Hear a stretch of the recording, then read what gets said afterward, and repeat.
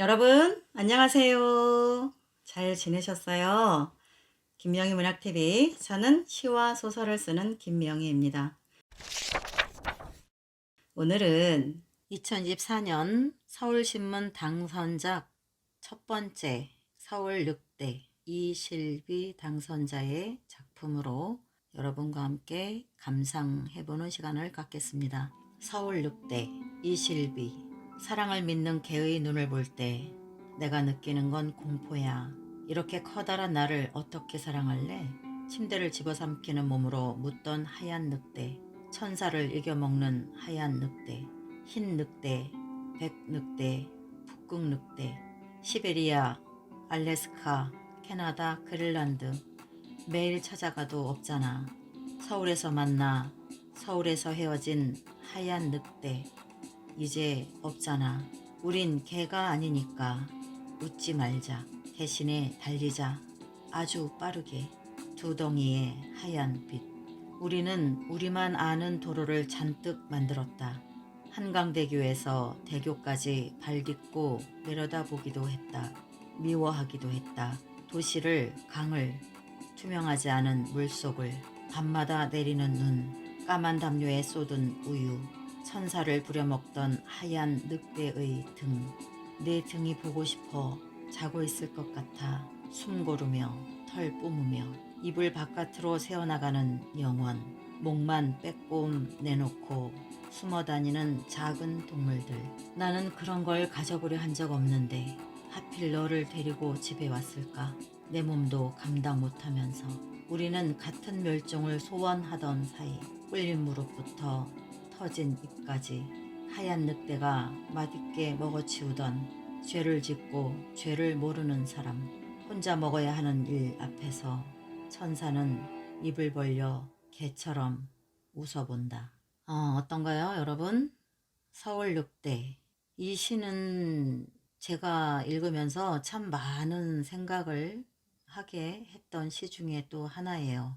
서울 늑대가 갖는 의미, 천사의 의미, 또 다른 다양한 것들을 쭉 보면서 많은 생각이 들었습니다. 저는 우리가 시를 동일한 한 편의 시를 감상할 때 느낌은 저마다 다양할 거예요. 다를 겁니다. 우리가 개개인이 나이도 다르고 성별도 다르고 살아온 환경은 뭐 말할 것 없이 더더욱 다르고 고향이 다르고 부모가 다르고 부모가 다른 만큼 그 부모 밑에서 영향을 받은 우리는 그만큼 다양할 수밖에 없어요.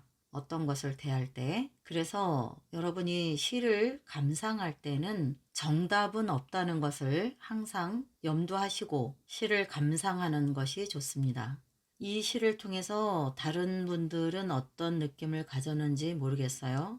저 같은 경우는 각자의 개성, 우리가 태어남과 동시에 우리는 굉장히 다양한 특질을 갖게 되죠. 성격이라고도 하죠. 그런데 이 시를 읽으면서 제가 느낀 것은 우리가 인간이 태어나면서부터 타고나거나 만들어지는 각자의 개성과 아주 다채로움과 그런 존재 가치의 다름이 재단당하고 마치 공산품처럼 어떤 보이지 않는 거대 권력에 의해서 획일화되어가는 어떤 자본에게 조련당하는 인간 본연의 정체성을 거세당하는 그런 모습을 나타낸 시가 아닌가, 저는 그런 생각을 했습니다. 이 시에서 늑대는 원래 개의 조상이죠. 개의 조상. 늑대가 인간에게 붙잡히고 가축이 되고 인간에게 길들여진 후에 야생성이 거세되고 주인에게 순종하고 복종하고 그러면서 사냥하는 수고로움은 사라지고 먹이를 주인이 편안하게 조달해주는 그런 쪽에서 길들여진 상태를 우리는 개라고 말을 하죠.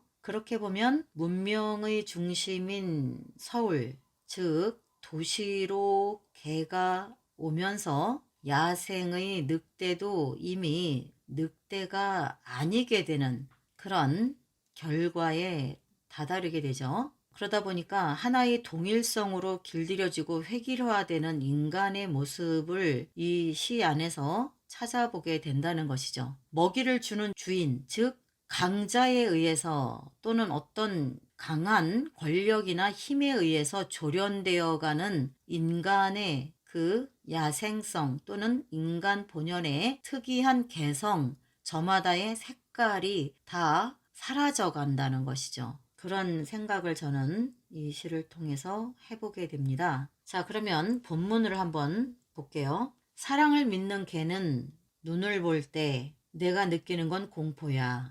사랑을 믿는 개의 눈을 보는데 왜 화자는 공포를 느낄까요? 이것은 어떻게 보면 개를 보면 개는 본래 늑대가 조상이죠. 늑대가 조상인데 그렇다면 굉장히 야생성이 강하고 공격적이고 그죠? 포악하죠.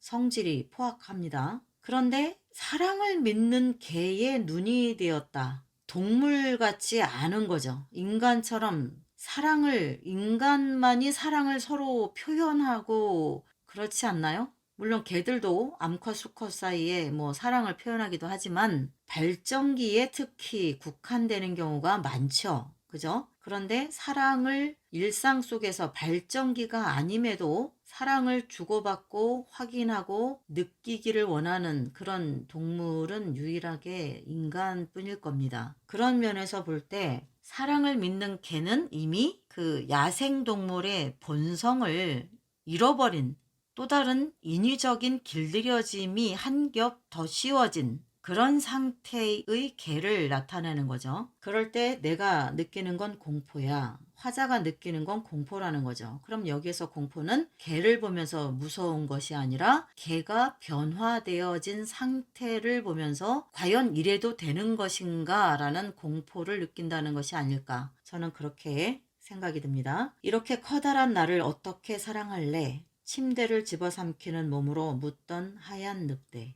천사를 이겨먹는 하얀 늑대. 여기서 천사를 이겨먹는 하얀 늑대. 여기서 늑대는 아직 개가 되지 않은 상태의 늑대일 것인데 그러니까 천사를 이겨먹겠죠. 그리고 침대를 집어삼키고 그죠? 그 몸으로 묻는 거죠. 이렇게 커다란 나를 어떻게 사랑할래? 여기서 천사는 절대적인 존재 또는 절대적 힘, 권력이지 않을까 그런 생각을 하는데요. 여기에서 그런 것도 이겨먹는 하얀 늑대라면 굉장히 혈기왕성한 인간으로 본다면 10대나 청년 시절에 해당하는 순수 야성, 꿈, 열정, 도전, 패기 그런 아직 인간 세상에서 먹고 삶에 대한 비굴함이 오염되지 않은 정의감이 충만한 상태를 나타내는 것이 하얀 늑대가 아닐까 저는 그런 생각을 합니다. 저마다의 개성이 제거되고 획일화되어 가지 않은 상태를 말한다고 봐요. 흰 늑대,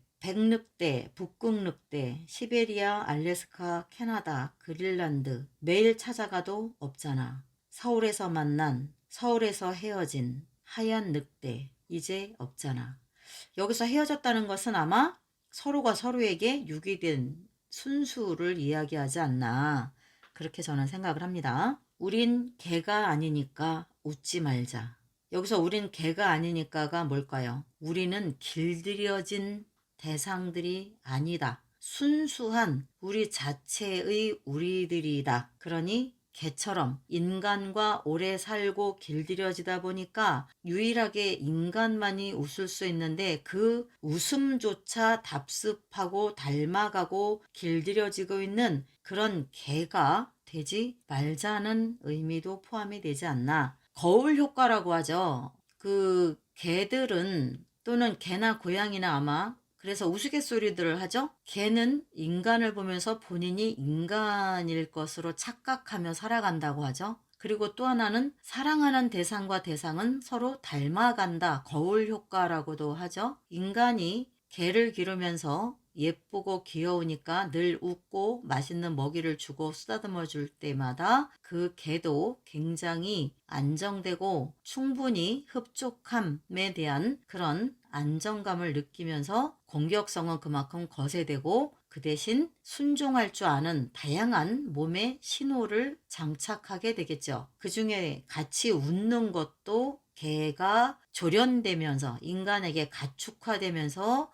터득하게 된 하나의 기호, 대화의 기호일 거예요. 우린 개가 아니니까 웃지 말자. 대신에 달리자. 아주 빠르게. 자, 우리의 존재감, 우리 각각의 정체성을 빼앗기고 싶지 않은 그런 마음이 시에 드러난 것으로 저는 봅니다. 그래서 빨리 아주 빠르게 달리자라고 하고 나면 그 다음 문장이 두덩이의 하얀 빛이라고 하죠. 굉장히 빨리 달리고 있을 테니까 거의 덩어리로 속도감의 하나의 상징으로 보여주고 있죠. 덩어리, 두 덩어리의 어떤 거? 하얀 빛에 가까운 속도로 이동하고 있는 그런 속도를 나타내는 것 같습니다. 우리는 우리만 아는 도로를 잔뜩 만들었다. 여기서 우리는 우리만 아는 도로를 잔뜩 만들었다. 인간이죠. 인간에게만 필요한, 인간만이 그것이 있어야 한다고 생각하죠. 그 절박함, 그것 중에 하나의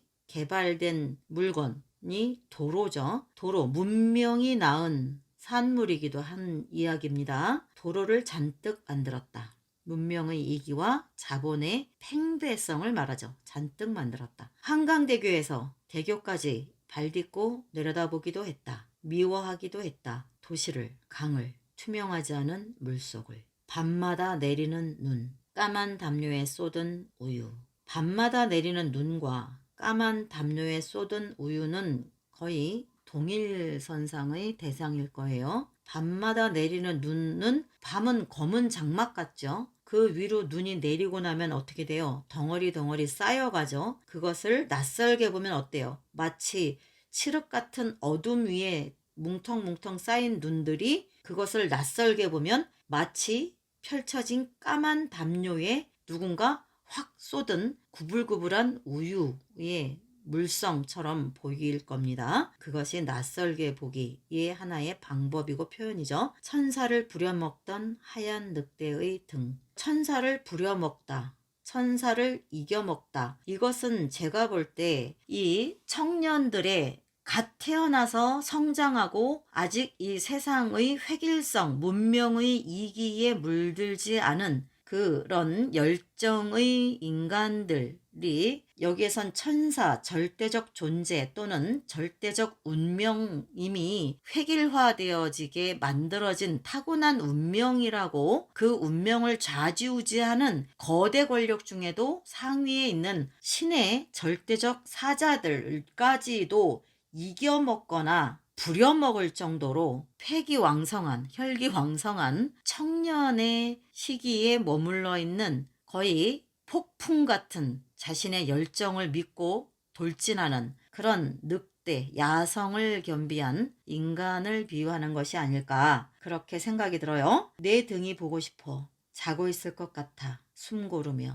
털 뿜으며 한참 달리고 쫓고 사냥하고 심지어는 천사, 정해진 운명의 절대자까지 부려먹고 이겨먹는 그 눈앞에 뵈는 게 없는 야성의 늑대, 우리들의 그 하얀 늑대가 있는데 그 늑대의 내 등이 보고 싶어. 그런데 아마 자고 있을 것 같아. 숨 고르며 털 뿜으며. 요것은 낯설게 일부러 틀어놓은 것 같아요. 원래는 숨은 내뿜고 들이쉬고 하는 것이고 털이 고르기를 하는 것인데 획일화된 것을 허용하지 않은 거죠. 익숙함을 익숙하지 않게 바꿔놓은 그런 의도적인 화법 같습니다. 입을 바깥으로 새어나가는 영혼, 목만 빼꼼 내놓고 숨어다니는 작은 동물들. 이것은 뭘까요? 점점 길들여져 가는 야성을 거세당하고 진행되어 가는 그런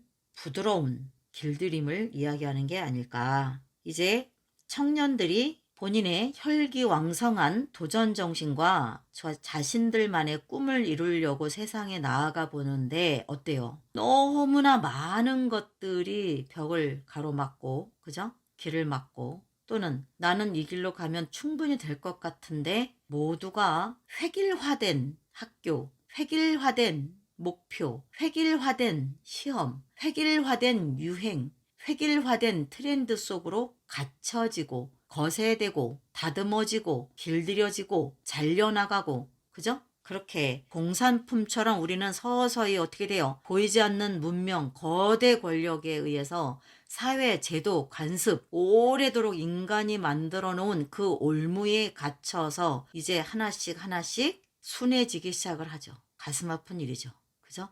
그래서 우리는 어떻게 되나요? 마치 차는 어떤 것 정도는 타줘야 되고, 졸업장은 어느 학교 정도는 나와줘야 되고, 또 외모는 어느 정도쯤은 돼야 되고, 키도 어느 정도 선상엔 반드시 들어가줘야 되고, 스펙이 어느 정도까지는 획일화되게 쌓아져야만 조금 그 안에서 이력서 한번 내볼 수밖에 없는 그런 공산품처럼 생산되어지고 만들어지는 인간의 삶이 우리에게 요구되잖아요. 현 시대가. 그렇죠? 그 중에 튀면 어떻게 되나요? 튀면 다 손가락질 당하고 눈총 받죠.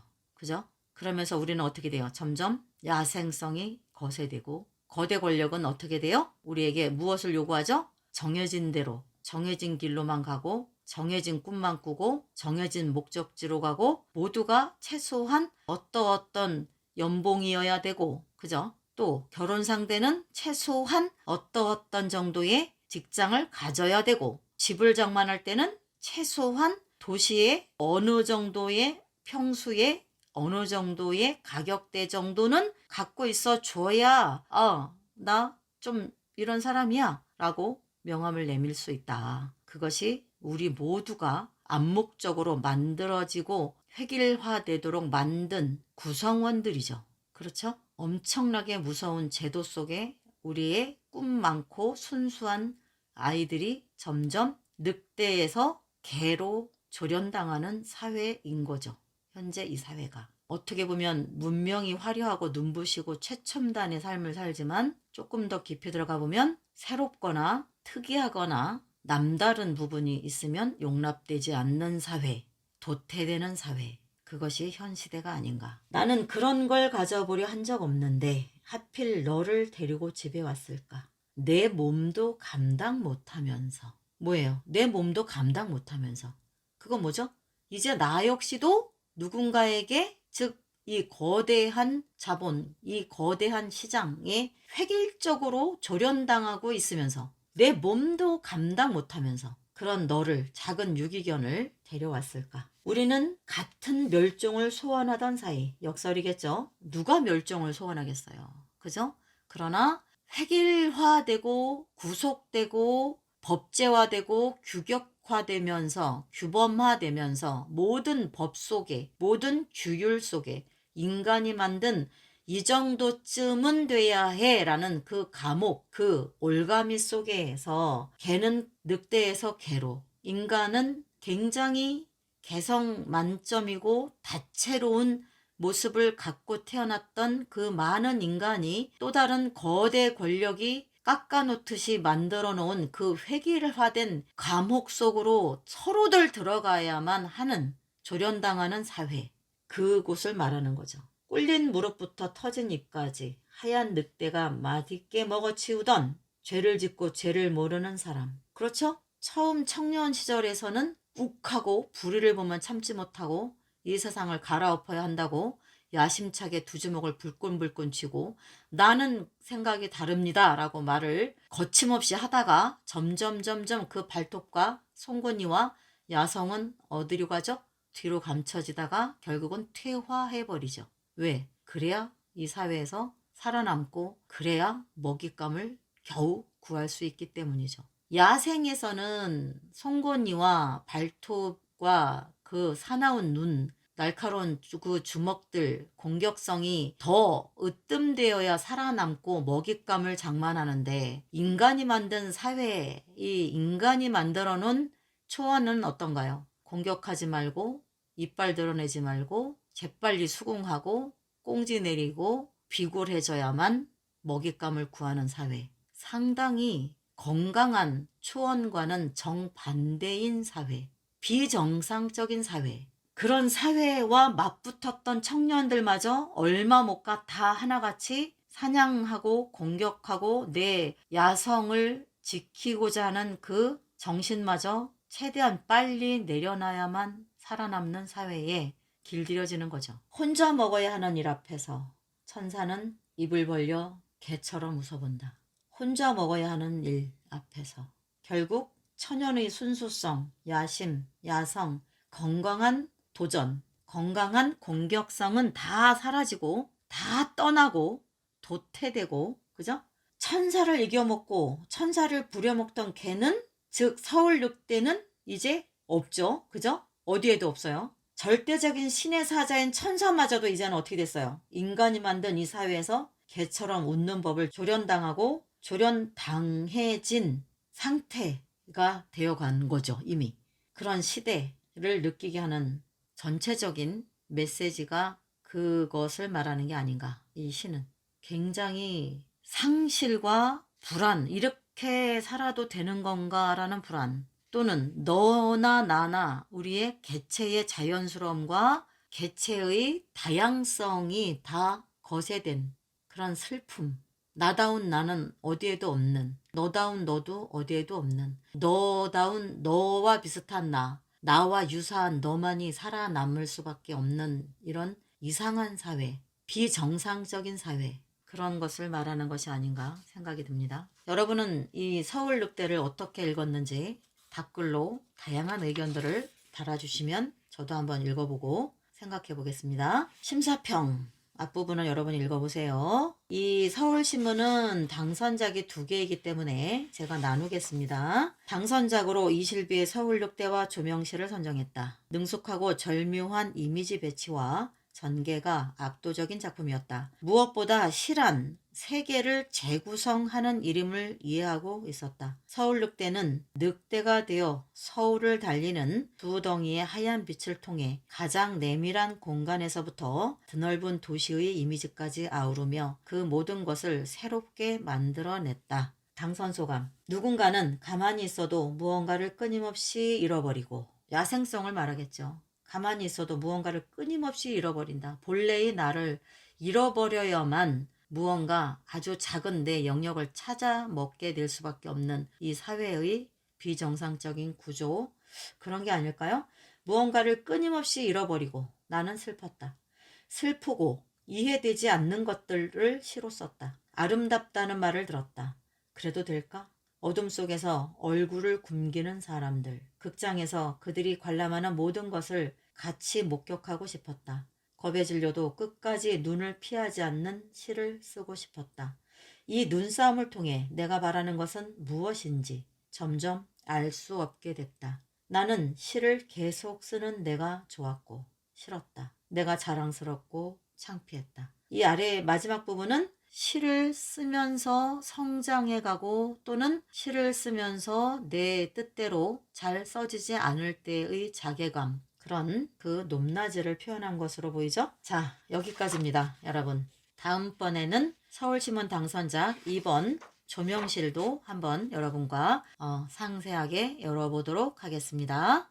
여러분 늘 변함없이 후원으로, 슈퍼땡스로 저희 김용희 문학TV를 끊임없이 꾸준히 박수 쳐주시고 응원해주시고 함께해주시는 우리 구독자 여러분께 깊이 감사의 말씀을 드립니다. 그리고 오늘 좋은 시를 통해서 우리가 또 다른 이 세계의 새로운 관점에서의 한 자화상을 열어볼 수 있도록 해주신 서울신문과 서울늑대로 새로운 이 시대의 민낯을 한 번 더 열어보게 해주신 이실비 당선자와 심사위원 김소연, 박연준, 황인찬 세 분 심사위원님께 감사의 인사를 드립니다. 다음엔 조명실로 다시 돌아오겠습니다. 자, 여러분 도움되셨나요? 그래요, 고생하셨어요. 다음에는 더 또 새롭고 알찬 영상으로 여러분을 찾아오겠습니다. 저는 시와 소설을 쓰는 김명이었고요. 쉬세요, 이제. 고생하셨어요. 여러분, 안녕, 안녕.